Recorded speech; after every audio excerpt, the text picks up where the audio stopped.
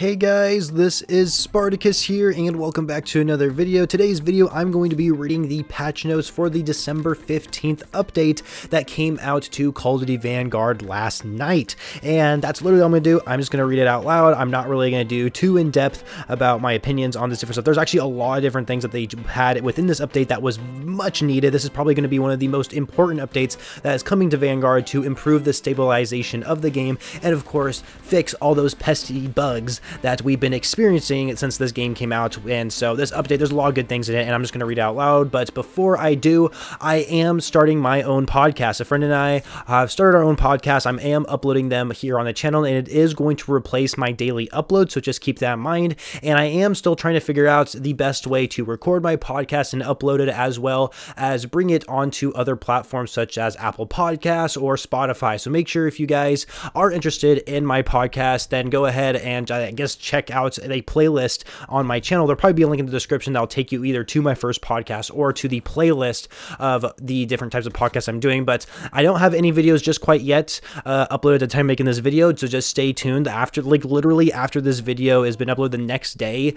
I am going to have my first episode uploaded to my channel. So make sure you guys stay tuned for that. And they are going to be a little over an hour long. So if you're somebody that has a lot of spare time, or maybe you have a job where you can listen to music or podcasts all day, then that might be a good time to do it. So anyway, let's dive right in to these patch notes. Looking at the multiplayer side of things within this update, we have using Daniel's alternative skin will no longer crash the game. This is something that I personally experienced, and I'm sure a lot of you have as well. When you level up the Daniel character, the Daniel operator in multiplayer, you do unlock a skin for him, and when you apply it, it doesn't actually allow you to play the game, which is really weird bug, and they finally fixed it apparently. I'm sure a lot of people caught on to that pretty quickly though.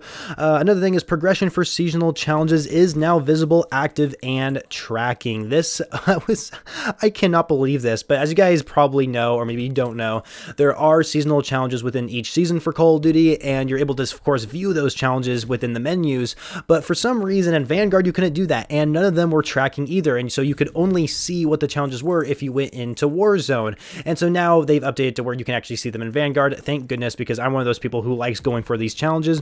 And there's a bunch of bug fixes with the weapons. The Riot shield now blocks front-facing damage, and bullets will not penetrate. So I guess like when you use the Riot shield, it didn't actually block damage when you had it in front of you, which is kind of interesting. The firefight blueprint has been fixed to remove lights coming from the front end of the barrel and parts of the optic. Apparently that wasn't intentional, but I thought it looked kind of cool. The Car 98K Hunter incentive skin no longer causes the gun to aim down the iron sights instead of the attached scope. That's a really interesting bug. I wish I would have tried that out. Top break muzzles no longer jump on reload. I don't really know what that means. I've never heard anything like that. Corrected loadouts using 7-round mags, so the total ammo count is divisible by 7. Interesting. I've never heard anything about that either. Addressed multiple issues with charms in a QOL pass. Am I stupid, guys? Should I know what a QOL pass is? Anyway, maybe someone in the comments can explain that to me, but either way, some issues with the charms were actually working. Actually, I think the QOL pass, is that where you just like see all your different charms when you're like wanting to apply one on a weapon? Because I noticed when I do unlock certain charms, they don't actually appear for me for some reason, so maybe that's what they're talking about. And then weapon animations have been polished and some glitches have been resolved. And then moving on to some balancing changes, starting with the challenges, we have the Panzerfaust challenge has been changed from destroying aerial streaks to long shot kills. Hallelujah, you guys. The Panzerfaust is pretty much the last launcher I need to get gold for the launchers to get diamond for rocket launchers, and that shooting down spy planes with that thing is impossible. It's like nearly impossible, and if you do hit a spy plane, you're going to get a hit marker because it requires 2 hits to kill, which is completely insane. So they're changing to long shots. Thank goodness. I can't wait to actually start grinding that thing again. The Car 98K and Type 99. When using a lower caliber magazine, these weapons will now retain the ability for one-shot kills when landing chest shots. So I guess that's really cool to see. And then the top break no longer reduces damage, but range reduction increased. So that's good to hear. The Garonko anti-tank rifle, which of course is the new sniper rifle that was added within the battle pass. The default scope will no longer heavily obscure player vision when meleeing with the bayonet. That is pretty interesting.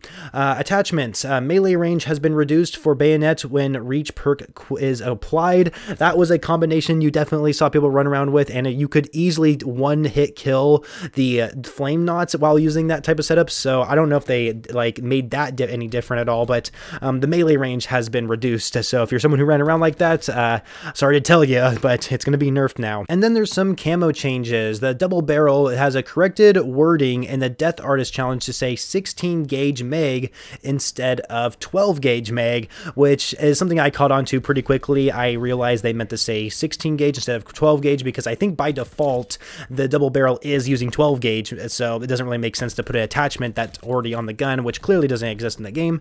And then the Assault Rifle Alpha camos now show proper progression. I have no idea what Assault Rifle Alpha is. I really hate these terms that they give. Just give us the name of the gun, for goodness sakes. Like, I just don't get it, guys. I don't get it. The M1 Garand camos now show proper progression. See, the Assault Rifle Alpha, like, I already kind of knew they were talking about the STG, but now that they say in the patch notes the M1 Garand that shows proper progression for camos, I don't get why they can't just say the STG. Why do they have to say Assault Rifle Alpha? Anyway, let's move on here. Cross progression.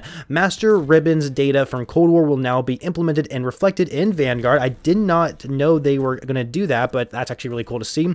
Getting kills in Warzone now counts towards challenges in Vanguard, so that's cool to see. And then the Mortar Barrage, so we're going to move on to kill streaks here. The Mortar Barrage has increased damage dealt by the Mortar Barrage Flare. I don't see why they needed to buff that, but okay. But also the Mortar Barrage has been tweaked to make deployment less difficult. If there's one thing I need to say about this streak, it is extremely annoying, and I think it needs a major nerf to where the amount of time that the, I guess, mortars are coming down, it needs to be cut down in half, in my opinion. They just last way too long, but now they just made it a lot easier to use, and I don't like that. I'm going to be honest. That's something I don't like already in this update. Also, the maps, when it comes to the Paradise map, which just recently came out with Season 1, they fixed several out-of-the-map exploits, and they also fixed instances of unnatural hitching when jumping against ramped walls, which I didn't know was a thing. And then Radar also fixed an issue which made some doors indestructible, and also fixed an out-of-map spawns and exploits. Thank goodness, that was definitely really annoying. And then for Desert Siege, they have spawn tuning to reduce instances of spawning close to enemies, fixed a rendering issue that resulted in intense fog for some players, and blinking texture issues have been fixed in several locations. That's something I think I kind of noticed, but maybe it's more of a PC than an Xbox Series X issue. Then on the map Bokage, we have bullet penetration issues for certain walls have been fixed, and the MK2 frag grenade blast radius no longer affects players who should be protected by walls. This is something that I definitely experienced playing on Bokage, and let me tell you guys, it was extremely annoying. And then for Red Star, they fixed a bug that resulted in lighting effects following the player like a spotlight around the map. For Berlin, they fixed something that were distracting and graphically incorrect shadows no longer appear under light fixtures. Not sure if I really experienced this, but maybe I'll notice it now after this update. In Numa Numa, they removed invisible geo in Numa Numa that blocked bullets mid-air. That was a thing. I didn't know that. I didn't actually play on Numa Numa too much, but I guess that was an issue. Then for Gavutu, they fixed an issue in which an invisible wall remained after it was destroyed. I definitely noticed that as well. Demiansk, they have a demolition and tactical perks now operate as intended. Apparently, those perks never worked on that map. Huh, very interesting. And then Subpens, Castle, Oasis, and DOS House, they fixed out-of-the-map exploits for those maps. So, a lot of updates for the maps that they did here, mostly out-of-the-map type stuff, but that's good to see that they did it. And then for the game modes, Control, well, I guess Control is just now live, because I was like, wait, Control's not in the game, but it says Control is now live, so that's cool. We have Control in the game. For Champion Hill, players will no longer crash out of Champion Hill duos, resulting in the closure of the entire game. So apparently, your entire game would crash if you went into Champion Hill duos, but now that should be fixed. And then players can now access scoreboard and spectate mode. Oh, that's really cool that they added that. And then there's some UI and UX things. So users will no longer get errors saying that they don't have crossplay permission when attempting to add other players to a party. Flares now, well, I don't know what flares is. Flares now appear with every prestige level up, and XP bar should reflect prestige progression. Okay, I think I know what they mean by flares. I talk about the little spark thing every time you leveled up or something.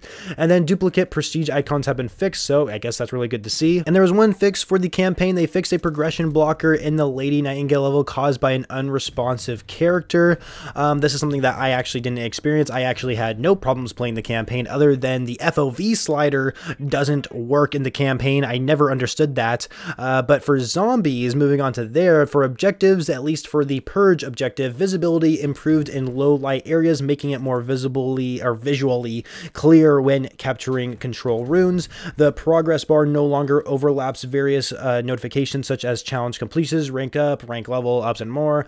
Professor Craft will now acknowledge Purge objective completions. I guess that's good to know. And then for covenants, the Brimstone no longer damages zombies when the player is down. Wait, what? You can't do that anymore? That really sucks.